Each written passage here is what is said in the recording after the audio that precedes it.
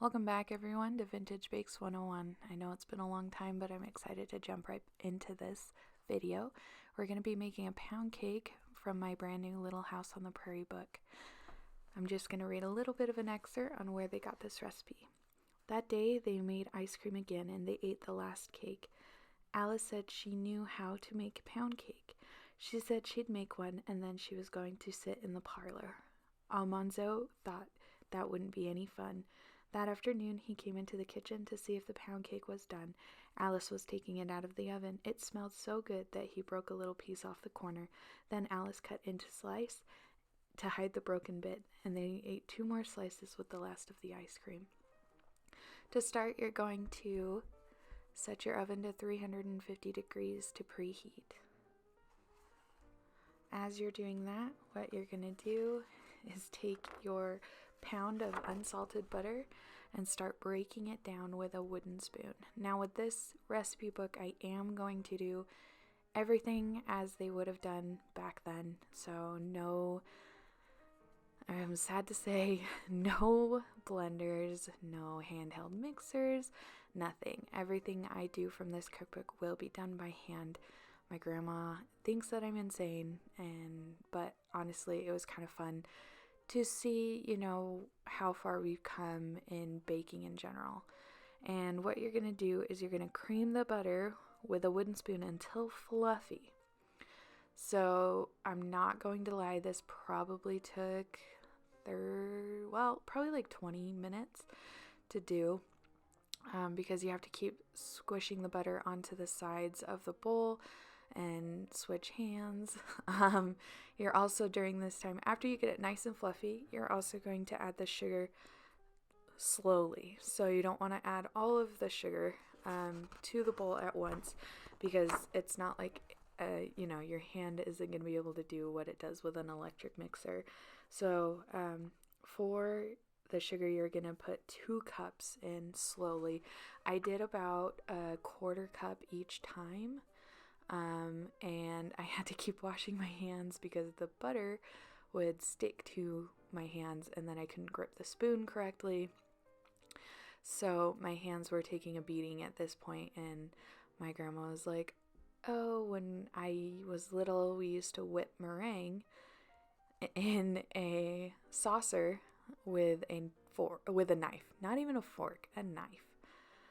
And I was like, I don't know why you would do that. And she said that her mom never bought like an electric mixer or anything like that when she lived in England. They just did everything by hand. So it was nice to kind of like go back in time with her and kind of just talk about her childhood and what she did. So as you can see, the butter is getting nice and incorporated, and it's it's a hard job. I'm showing you all of this because I don't want movie magic, YouTube magic, to say, oh, it only took me a couple of minutes, but it didn't. It was a long time to be able to get this all incorporated and fluffy and nicely put together, etc. So that's why I'm showing you all of this. If you want to try this recipe how I did, I would definitely recommend it. It was fun to, kind of make yourself feel like you're back in, this expert was from Farmer's Boy by Laura Ingalls Wilder, and I've read these books a million times. My mom read them to me when I was little, so they've always held a very special place in my heart, because every night my mom would read a chapter out of a Laura Ingalls Wilder book, starting with the first one, which is Little House in the Big Woods, and then it goes on from there. Honestly, if you have kids, even if you don't, take a look at these books. It's a very awesome way to look back into the past, and really truly understand what it was to be a pioneer, basically. Here in Utah, which is where I'm from, the pioneers are a very big part of our state. That's who, settled our state. And we have the amazing Native American tribes that are from here. And So it's a nice little glimpse into what they would have done every day. You know, they didn't make cake every day, but all of their baking, everything they did by hand. They didn't have a KitchenAid or an electric mixer or anything. It was all done by hand. And as you can see, I am covered in butter yet again. So I'm going to step away and wash my hands. By this point, the wooden spoon was starting to make blisters on my hands. I think it was because the handle was so thin. My grandma actually recommended I use a bigger handle one after I showed her my hands. So later in the video, you'll see me have a bigger wooden spoon. And that's because the little one was cutting into my hands and making me have a blister. Honestly, I doubt any pioneers had nice soft hands unless they were extremely rich, which even then I don't think they did because of how much work everything was. You know, they weren't just sitting down and going to the store for things. They had to make everything. And as, you know, as the world became more industrialized, you know, people stopped making bread at home. They started buying it. And now with the COVID virus that's going on right now, it's an interesting world we live in.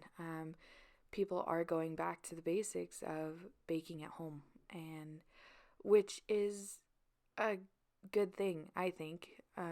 When we know what's going into our food, we can watch it being baked, we can watch it being made, and it usually tastes a million times better than what you can get at the store. Especially now with all of the diets and everything, you know, you can find a recipe for anything. And right now, when there's shortages on certain types of food, I'm lucky enough that I'm able to make my own bread, make my own cake, cookies, whatever. And I'm lucky to live in a world that's easily accessible and what I'm able to do just as a hobby. But back in the day, this wasn't a hobby. This was something that you did every single day. There were, you know, certain things that contributed to the industrialization, and I'm sure that, you know, my great-great-grandma was so excited when an electric mixer came around, etc. But I am very excited to explore this book and everything that comes with it, including making a cake in the near future, Laura's wedding cake. And she did beat the egg whites until her arm hurt. So that'll be a fun video that I make out of this book as well. So on this, as you can see, I'm finally getting to that point where the butter and the sugar are nicely combined. It said to keep going until it wasn't grainy. I got it relatively close, but I didn't think that me going on for another 20 minutes was going to make enough of a difference than it was just to call it good and start adding the other ingredients. It just didn't seem like it was going to be worth it. If you make this recipe, go ahead and keep going. But honestly, at this point, your hand wants to die, and I am not ambidextrous, so I can only use my right hand. And so, yeah, so you get to this point where you're just like, that's gotta be enough, right? And my grandma, who I love dearly, was watching me make this, and she just started laughing and was like, it's so crazy to see, you know, you make a cake like this.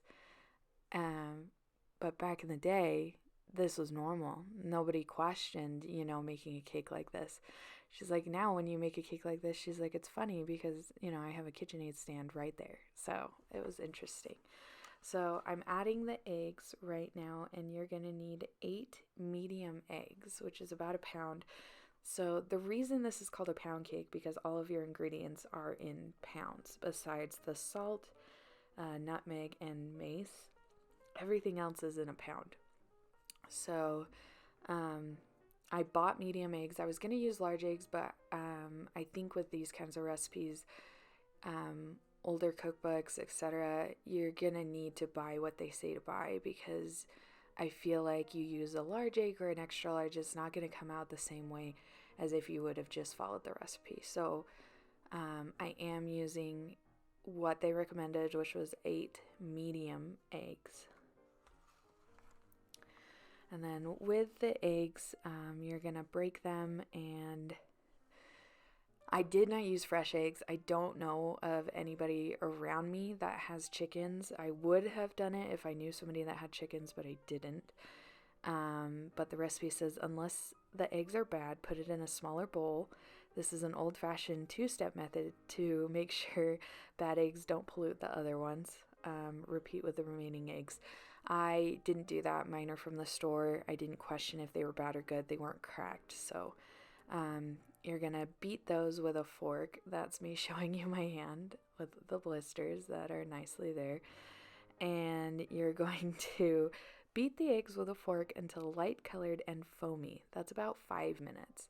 And as I'm reading this, I'm throwing my hands up and telling my grandma that I don't want to do it, that I would rather just use an electric mixer, but I can't. So I keep going, and I keep spilling the eggs a little bit, and my grandma's laughing at me because every time she cleans it up, my grandma was a trooper during this.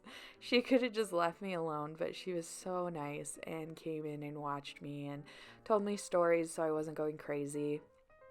And then you're going to add in the nutmeg and mace, and you're going to do 1/2 teaspoon of nutmeg and 1/2 teaspoon of ground mace.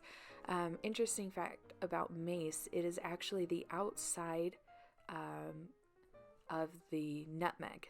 So the outside of that nut is mace. And so that's just ground down just on the outsides, and then nutmeg is actually the meat of that nut. So that was an interesting little thing that I learned. And then you're just gonna stir the eggs gradually into the sugar butter mixture, which is what we were working on for probably 40 minutes or so. And it says to stir the eggs gradually into the butter and sugar mixture, which I'm going to do right now.